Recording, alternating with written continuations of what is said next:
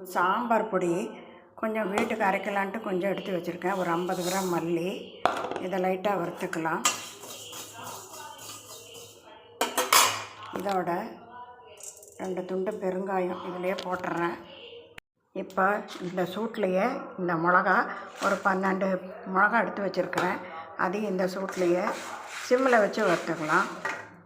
இப்போ 2 ஸ்பூனு மிளகு, 2 ஸ்பூன் ஜீரகம், இதையும் நல்லா இளம் சூட்டில் வறுத்துக்கலாம்.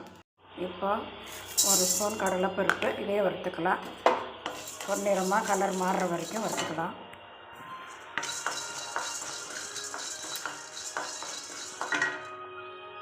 இப்போ வெந்தயம், இதையும் 1 ஸ்பூன் போட்டு வறுத்துடுறோம்.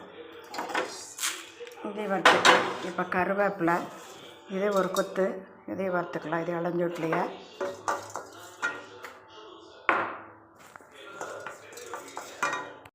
சுவையான சாம்பார் பொடி ரெடி ஆகிடுச்சு.